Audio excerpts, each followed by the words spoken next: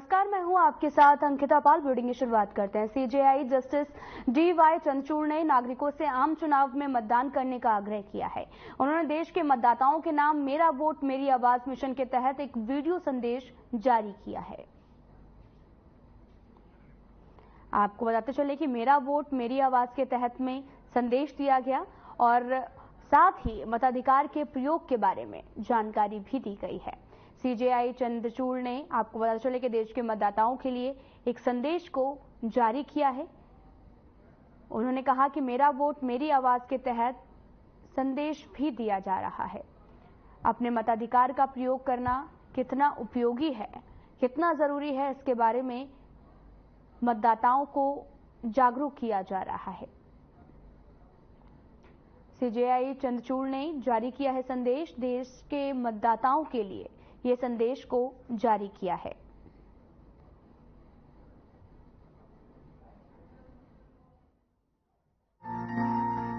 As citizens and Indians, we are citizens of the world's largest democracy, which our country is.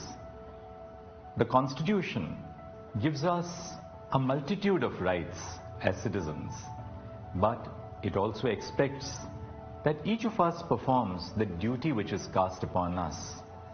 And one of the foremost duties of citizenship is to cast our vote. In a constitutional democracy, the government is a government of the people, by the people, and for the people. And we call it that because of the fact that each of us has a participatory role in electing the government. When I was young and I crossed the age of eligibility to vote, I remember the excitement in my heart that for the first time I would be queuing up at the polling booth and exercising my franchise. Getting that dot on the finger when I voted aroused tremendous feelings of patriotism and association with the nation and me. Sometimes when you have an ink mark on your hand, you're wondering when that ink mark will go away. But this is one ink mark which I never wanted to go away, because I felt that I was a proud demonstrator of the fact that as an Indian citizen, having crossed the age of eligibility, I could exercise my vote and had in fact exercised my vote. So the day of election has always aroused wonderful feelings.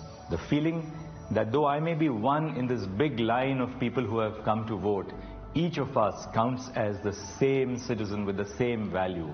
So our constitution and our law provides for one citizen, one vote, and one value. I think that's the great tenacity and the power of our nation as a constitutional democracy. When I became a lawyer and I had to run around in search of work in different places, both in Mumbai and outside, I was always worried that I should not be missing that one important day when I have to cast my vote. And I never missed that duty and obligation which is cast on me as an Indian citizen. So likewise, I would request every one of you, please do not miss this opportunity to vote responsibly as citizens of our great motherland. 5 minutes every 5 years for our nation. It's doable, isn't it? Let's vote with pride. My vote, my voice.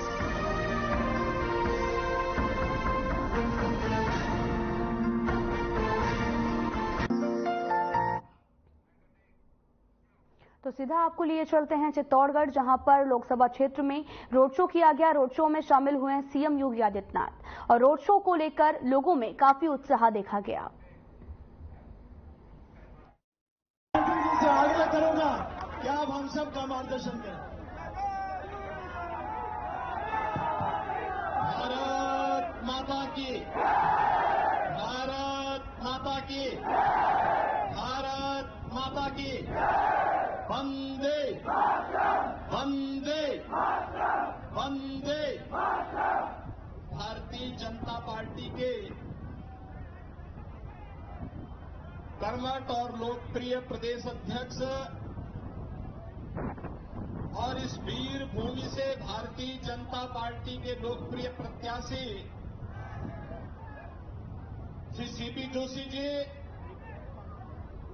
यहां के लोकप्रिय विधायक और संसद में हम दोनों भी काफी दिन तक सांसद साथ साथ थे, श्री कृपाणा के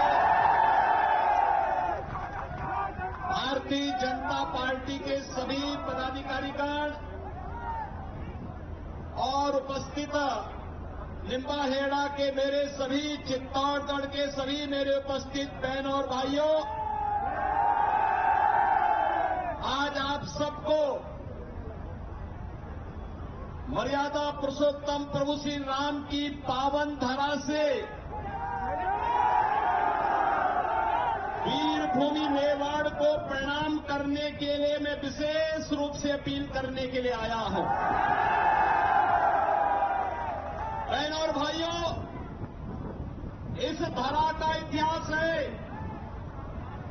कि यह राष्ट्रवाद के मुद्दे से कभी विचलित नहीं हुआ। हमने हमेशा राष्ट्रवाद के पथ का अनुसरण करते हुए भारत माता के लिए अपना सर्वस्व बलिदान करने के लिए हमेशा ये वीर भूमि तत्पर रही है। और यही कारण है आधुनिक भारत के तीर्थ के रूप में इस धरा को पूरा भारतवासी नमन करता है, इसको कोटि कोटि प्रणाम करता है। और आज इसीलिए मैं आपसे कहने के लिए आया हूं, कल ही प्रथम चरण का मतदान संपन्न हुआ है।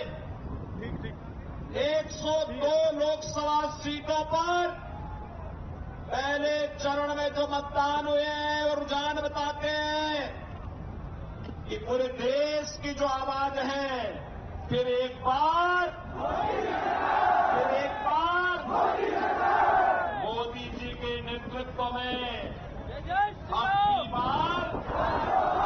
अब की बार 400 पार का लक्ष्य अवश्य सफल होने जा रहा है। कल के चुनाव में आई इस प्रचंड तूफान में मोदी जी को फिर से देश की सत्ता सौंपने का निर्णय लिया है, कोई संदेह नहीं होना चाहिए। क्योंकि कांग्रेस की सांप्रदायिक सोच के कारण, जातिवादी सोच के कारण यह देश में। तो बढ़ते आगे, साधना की टीम गांधीनगर पहुंची है, जहां पर चैनल हेड ब्रजमोहन सिंह रघुवंशी ने लोगों से बातचीत की है। उन्होंने बातचीत के दौरान वहां के लोगों से अमित शाह की लोकप्रियता को लेकर बात की। बातचीत के दौरान लोगों ने क्या कुछ कहा, आपको सुनाते हैं। तो जैसे हमने आपसे बताया कि गुजरात के गांधीनगर शहर में हम लोग हैं और यहाँ पे एक आम आदमी से लेकर के खास आदमी तक से हम बातचीत कर रहे हैं। खास हमने इसलिए कहा क्योंकि जो सीनियर सिटीजन हैं उन्होंने बिगड़ते से लेके बनते हुए तक देखा। इन्होंने साबरमती एक्सप्रेस की जलती हुई ट्रेन से दंगों से लेकर आज विकास के गुजरात को देखा है। ये बता पाएंगे, इनसे अगर हम पूछते हैं तो मुझे लगता है ये ईमानदार पत्रकारिता होगी जो हम इनसे पूछें कि आखिरकार गुजरात क्यों इतनी प्रगति कर रहा है। और गुजराती जो 2 दिल्ली में पहुंचे 2014 में, उन्होंने देश को किस प्रकार से आगे बढ़ाया और विश्व में क्या स्थान पहुंचाया। सर, सबसे पहले आपका नाम जानना चाहेंगे। सर, मेरा नाम जे.आर. देसाई, जे आत्मा इन ब्रैकेट। सर, और सर आप करते क्या हैं सर? हम तो निवृत्त एडवोकेट है। सर हम बस इतना जानना चाहेंगे कि आखिरकार मोदी सरकार में आप ऐसा क्या देखते हैं और गुजरात में इतने समय में क्या बदलाव हुए हैं? अगर हम चाहें आपसे पूछना तो क्या कहना चाहेंगे आप? हम 65 से देखते हैं सब गुजरात में। हम भी एडवोकेट थे, नगर पालिका में इलेक्ट हुए थे 74-73 में। वो टाइम ओनली गुजरात में कांग्रेस था, दूसरा कोई पार्टी नहीं था। इसके बाद वो जनता पार्टी आई। जनता पार्टी का काम अच्छा था, इसमें साथ तो जनसंघ भी ज्वाइंट हो गया। उसके बाद कांग्रेस का काम तो ठीक था लेकिन इतना प्रोग्रेसिव नहीं था। एजुकेशन के अंदर लोगों का फैक्ट्री का विकास होना चाहिए, वो कुछ नहीं था। इसलिए मोदी सरकार के पहले हमारे केशुभाई पटेल थे भाजपा के, वो पहले सीएम वही बने थे। सर इधर, हाँ केशुभाई पटेल के साथ और नरेंद्र मोदी वो ठेकेदार थे उसके, केशुभाई के। और वो શું નામ આપણે પેલા બાપુનું, शंकर सिंह वाघेला, वो अभी तो कांग्रेस में है, वो निकल गए। वो एक टाइम हो गए थे सीएम, उसके बाद निकल गए। इसके बाद सीएम केशुभाई आया, मेहता साहब आए। उसके बाद वाजपेयी ने डायरेक्ट मौका नरेंद्र मोदी को गुजरात बचाना है तो नरेंद्र मोदी को दिल्ली से इधर भेजा। और नरेंद्र जब तक वाजपेयी ने फोन किया, वो टाइम नरेंद्र मोदी दिल्ली अंदर अग्नि संस्कार कोई का कर रहे थे। भाई मोदी सरकार तुम क्या करते हो, हम तो ये स्मशान यात्रा में आए। उसके बाद इधर भेजे और उसके ठेकेदार वाजपेयी और अडवाणी जी था, वो चलाएगा। उसके बाद आने के बाद शिक्षक मंथ हो गया, वो इधर अर्थक्वेक आया था कच्छ में, अहमदाबाद में। वो टाइम केशुभाई की सरकार थी, लेकिन नरेंद्र मोदी को भेजा तो उसने अच्छी तरह से काम किया। वो कच्छ का, अहमदाबाद का काया पलट कर दिया। हाँ। दूसरा वो कहे ना आपने कि दाहोद गोधरा में एक्सीडेंट हुआ, वो नरेंद्र मोदी ने, सब लोग इधर से गए थे, हरि भक्त लोग, वो आने के बाद वो लोगों ने किया है। नरेंद्र मोदी ने तो कुछ नहीं किया। उसके बनाव बनने के बाद सारे गुजरात में सब गुजराती लोग हैं, उसका रायट हो गया सब जगह पर। दूसरा कुछ नहीं है इसमें, हिंदू मुस्लिम दोनों को नुकसान हुआ। और उसके बाद तो नरेंद्र मोदी इतना अच्छा आदमी था कि इसने कंट्रोलिंग किया आखा गुजरात का, सब कौम के साथ, मुस्लिमों भी साथ में आ गए। उसके बाद मोदी के आज तक मोदी ने आने के बाद एक भी तूफान नहीं हुआ हिंदू मुस्लिम का। बिल्कुल हुआ। ये एक बड़ी बात मैं आप सब दर्शकों से बताना चाहता हूं कि गांधीनगर में क्या होता है कि दिल्ली में बैठे हुए पत्रकार जो किसी खास राजनीतिक दलों से कहीं ना कहीं प्रेषित होते हैं या कहीं ना कहीं उनसे प्रभावित होते हैं, वो वहां पे जो रिपोर्टिंग करते हैं, क्योंकि इस पूरे देश की जनता गांधीनगर में नहीं आ रही थी ना गुजरात में आ रही थी, लेकिन जो खबरें लाई जा रही थी कि यहां पे उसके लिए जिम्मेदार कोई एक व्यक्ति है जिसका नाम नरेंद्र मोदी है, ऐसा वो उस समय कहा जाता था। लेकिन हम कहते हैं ना कि जो सच्चाई होती है वो थोड़ी देर में आती है, लेकिन वो सच्चाई निकल के आती है। उस समय के मुख्यमंत्री ने जो काम किया और जैसा सर बता रहे हैं, इसीलिए मैंने आपसे बोला कि मैं आपको ऐसे लोगों से रूबरू करवाऊंगा जिन्होंने यहां गुजरात को बिगड़ते से लेके बनने तक देखा है और वो सच्ची तस्वीर बयां कर रहे हैं। और इन्होंने बताया जो माहौल मोदी जी ने उस समय संभाला था, क्योंकि उन्होंने सबसे पहले उस समय जब वहां पे अर्थक्वेक आया था, जब भूकंप आया था जिसकी वजह से पूरा गुजरात तहस नहस हो गया था, सबसे पहले तो उन्होंने उसको पहले ठीक किया।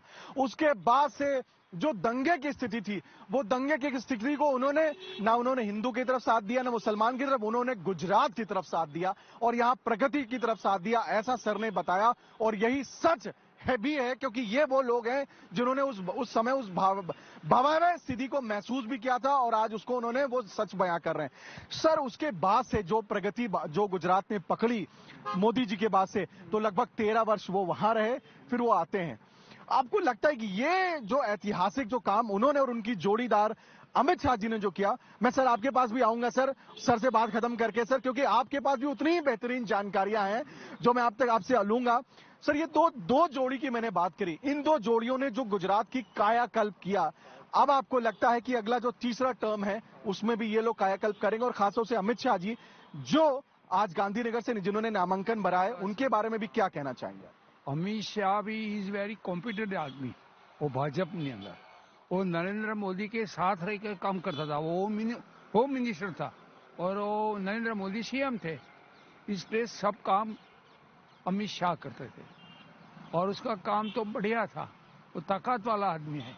हम हर रोज वो लोकसभा राज्यसभा चलती है ना, तो टीवी में देखते हैं हर रोज 11 बजे इसमें तो अमित शाह का काम देखकर हम भी विचार करते हैं कितना बाहुस आदमी है गुजरात का, तो वो देखकर भी हम खुश थे। और हम भी जाते हैं इसका हर एक काम में साथ में रहते हैं, और वो ही फिर से गुजरात में आने वाला है गौधी।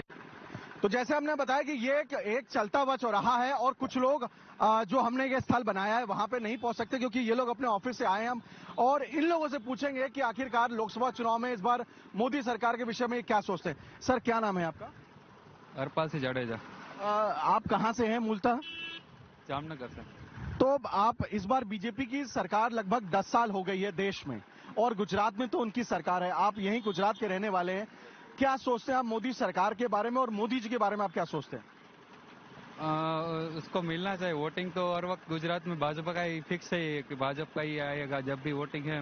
मेन तो अब है वो भाजपा ही है, पर इस बार जो रूपाला सर का है वो कंफर्म नहीं है कि उसका टिकट का क्या होगा, क्योंकि क्षत्रिय का जो भी वोटिंग है उसके लिए उसको दिक्कत आएगी। मुझे ऐसा लगता है कि उसको टिकट देंगे तो उसको दिक्कत होगी।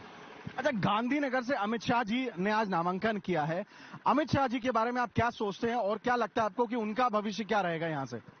यहाँ से तो उसको सपोर्ट रहेगा, उसको वहाँ से कुछ दिक्कत होगी नहीं। यहाँ पे तो ऑब्वियसली आएगा ही भाजपा, तो उसमें तो कोई दो राय। अमित शाह जी को आप क्यों मानते, क्यों आखिरकार वो यहाँ से चुनाव जीतने चाहिए?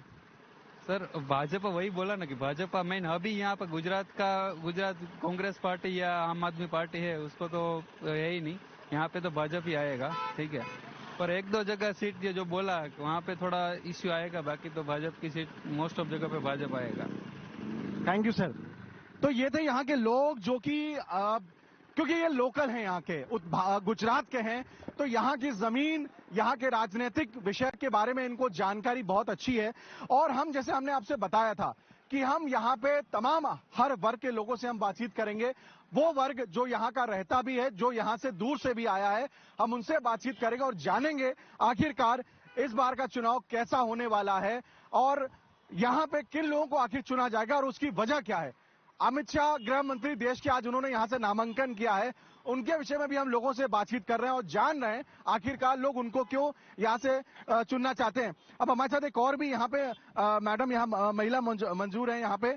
मैम, आपसे बातचीत करना चाहते हैं। अमित शाह जी ने आज नामांकन भरा है, अमित शाह जी को कैसा आप समझती हैं? यहाँ से सांसद के लिए उन्होंने नामांकन दिया, क्या कहना चाहेंगे आप?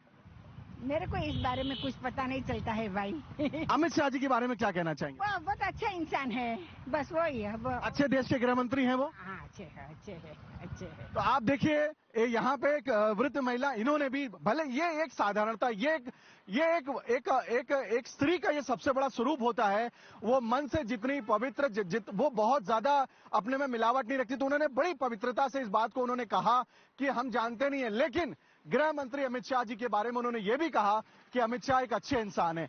ये एक वजह बनती है यहाँ पे लोगों की, जो लोग यहाँ पे जो वोट चुनते। तो हम इसमें पहुंच चुके हैं देश के एक बहुत ही सबसे महत्वपूर्ण राज्य गुजरात। जी हाँ, मैं सबसे महत्वपूर्ण राज्य इसलिए बोल रहा हूं क्योंकि इस देश में भारतीय जनता पार्टी के 10 साल पूरा कराने में इस राज्य के दो महत्वपूर्ण लोगों का नाम सबसे बड़ा है भारतीय जनता पार्टी में, जिसमें सर्वप्रथम परमादरणीय श्री नरेंद्र मोदी जी जो देश के प्रधानमंत्री हैं, और दूसरे हमारे गृह मंत्री श्री अमित शाह जी।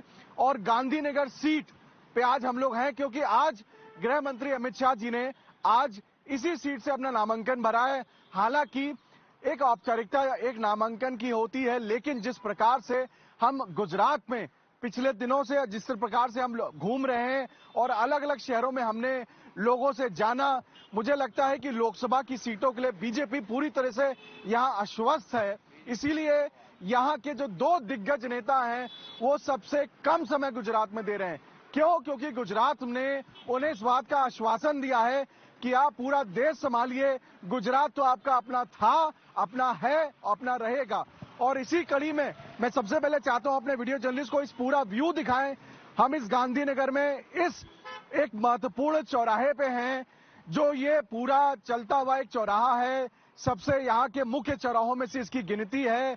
और मैं चाहूंगा वो दिखाएं कि कितने महत्वपूर्ण एक स्थल पे हम मौजूद हैं। यहाँ पे लोग इस समय अपने दफ्तर से जाने का उनका समय हो चुका है। लोग आ रहे हैं, जा रहे हैं और हम यहाँ मौजूद हैं। कुछ लोग अभी हमारे साथ हैं, हम उनसे पहले चर्चा करेंगे। भाई साहब, क्या नाम है आपका? राम प्यारे में। कहाँ से हैं आप? अब यूपी से हैं। अच्छा, तो यूपी से आप गुजरात आ रहे हैं। कहाँ यूपी, कहाँ गुजरात, क्यों आए थे आप यहाँ पे? ये काम करने, पैसे कमाने के लिए आया हैं। तो क्या लगता है आपको, यूपी से जब आप गुजरात आए तो यहाँ पे आपका क्या, आपने नौकरी करते हैं, क्या करते हैं, क्या कुछ पैसे कमाए आपने? हाँ, कुछ है। अभी जो आए हैं, अभी 1 महीना हो रहा है। तो कैसा लगता है आपको यहाँ पे? क्या है, आपको लग रहा है कि आपका भविष्य सुधरेगा यहाँ पे? नहीं सुधरेगा क्या, लेकिन थोड़ा बहुत वो कमाने खाने पर कमा लेते हैं। अच्छा, आप ये बताइए कि यहाँ पे आप यूपी से आए, यूपी में भी योगी जी की सरकार है, यहाँ पे मोदी जी की सरकार है, भाजपा की सरकार है। क्या कहना चाहेंगे आप? यहाँ अगर गुजरात के बारे में आपसे पूछें तो कैसा लगा आपको? यहाँ का सरकार कैसी है, शासन कैसा है यहाँ का? अच्छी लगा। और मैं तो कहूँगा कि वे मोदी जी और यूपी में भी आ जाए तो और अच्छी रहेगा। दोबारा आप चाहते हैं कि मोदी सरकार फिर से देश में आए? बिल्कुल आनी चाहिए। क्यों आनी चाहिए आपसे? अगर हम एक बार पूछें, आपसे पूछें, कारण पूछें, क्यों आने चाहिए? कारण ये है कि मोदी जी जो इस देश में बहुत कुछ कर रहे हैं और करके दिखा भी रहे हैं, और बहुत मजदूर रोजगार भी हैं, हो गए हैं। मैं चाहता हूं कि यहाँ पे आप देखिए, आपसे ही हम लोग जानकारी करना चाहते हैं। आइए बताइए, आप भी बताएं मोदी सरकार के बारे में। अब इधर आइए, आप बताइए, आप भी देखिए, हम लोग पूछना चाहते हैं क्योंकि आप यहाँ गांधीनगर में हैं। क्या कहना चाहेंगे मोदी सरकार के बारे में? मैं कुछ नहीं कहना चाहता मैं तो क्या आप चाहते हैं यहाँ पे मोदी सरकार कैसा काम कर रही है? कैसा काम कर रही है मोदी सरकार? देखिए, कुछ ऐसे लोग हैं जो बोलना नहीं चाहते, लेकिन हमारा एक कर्म है कि हम लोगों से बातचीत करना चाहते हैं आखिरकार, क्योंकि जो लोग यहाँ पे हैं आखिरकार वो अपनी प्रतिक्रिया क्यों नहीं देना चाहते हैं। हम इसमें सबसे बड़ा कारण, क्योंकि बहुत से लोग हैं जो मोदी सरकार के लिए अच्छा सोचते हैं, बुरा सोचते हैं। बुरा सोचने वालों में तो मुझे कम दिखते हैं यहाँ पे, अच्छे लोग यहाँ पे काफी हैं। और अच्छा इसलिए मैं आपसे कह रहा हूं क्योंकि वो अपनी प्रतिक्रिया बड़ी स्पष्ट रूप से करते हैं। ये यूपी से आए थे, इन्होंने अपनी बात रखी। एक दूसरे सज्जन हमारे साथ एक और है, हम आपसे बातचीत करना चाहेंगे। तो हम इस समय गुजरात के गांधीनगर शहर में हैं और हमें सबसे खुशी हो रही क्योंकि हम दिल्ली से यहाँ पे खास तौर से आए हैं। तो हम देख रहे हैं कि गन्ने की यहाँ पे भी एक पूरी व्यवस्था है गन्ने के जूस निकालने की। और आप देखिए, और मैं सबसे पहले अपने वीडियो जर्नलिस्ट से बोलूंगा, दिखाएं वो कितना, देखिए ये आपको गांधीनगर मिल रहा है, कितना साफ सुथरा। देखिए व्यवस्था जो यहाँ की गई है बैठने की, आप जब दिल्ली या किसी बड़े शहर में देखते हैं तो वहां पे सिर्फ बड़े रेस्टोरेंट बहुत साफ सुथरा रहते हैं, लेकिन गांधीनगर में आप ये देखिए कितनी साफ सुथरी व्यवस्था है यहाँ पे। और ये हमारे साथ मौजूद है। सर, आप अपना काम करते रहिए, कोई ऐसी बात नहीं, हमारे लिए आप अपना धंधा मत खराब करिए। क्या शुभ नाम है आपका सर? सर बहुत अच्छा मेरे को गुजरात में लगा। आपका नाम क्या है? विनोद कुमार। कहाँ से हैं? यूपी से साहब। अरे आप यूपी से यहाँ गन्ने का जूस लगा रहे हैं आप यहाँ पे, कैसा लग रहा है आपको? बहुत अच्छा लग रहा है सर इधर। और गन्ने का जूस वहाँ भी लगाते थे? ना, इधर ही लगाता है। वहाँ क्या काम करते थे आप? वहाँ पर खेती काम करते हैं सब। तो खेती छोड़ करके गन्ने का जूस क्यों लगाने लगे आप? आए तो थोड़ा खेत ज्यादा ऐसा है कि मेरे पापा 3 भाई सब बंटवारा हो गया था, अलग अलग हो गए तो खेत कम पड़ गया था थोड़ा। अच्छा, मोदी जी यहाँ से बनारस चले गए और बनारस से आप यहाँ गुजरात चले आए? हम तो बहुत पहले से ही, मोदी नहीं गए थे तो उसके पहले से मैं ही था। अच्छा, मोदी जी के बारे में क्या सोचते हैं आप? कैसे नेता हैं वो और गुजरात से ही हैं? अच्छा, बहुत अच्छा नेता है मोदी जी। तो आप इस बार बनारस में उनके चुनाव में आप अपने रिश्तेदार लोगों को बोलेंगे वोट डालने के लिए क्या? हाँ बोल लेंगे साहब। तो आपको क्या लगता है, आप यहाँ पे आकर के आपकी आमदनी कैसी है, कैसा आपको यहाँ लग रहा है वहाँ? बहुत अच्छा है सब इधर। और यहाँ के लोग कैसे? तो आपको यूपी का है तो भैया समझ के कुछ आपके साथ कैसे व्यवहार करते हैं? अच्छे व्यवहार को, कोई गलत नहीं करे सब। कोई डर नहीं है? कोई आप लोगों को कोई दिक्कत नहीं है यहाँ? कोई दिक्कत नहीं, सेफ है? कोई यहाँ पे गुंडागर्दी नहीं होती? कोई आपसे आकर के छीना झपटी नहीं करता है? ना कोई नहीं करे सर। और यहाँ पे आपको सुरक्षित आप महसूस करते हैं? हाँ। तो जो गुजरात के जो लोग हैं पूरे देश में। तो सीधा आपको लिए चलते हैं भीलवाड़ा, जहां पर भीलवाड़ा दौरे पर गृह मंत्री अमित शाह हैं और अमित शाह ने जनसभा को संबोधित किया है। साथ ही ओम बिरला के समर्थन में वोट की अपील भी की है।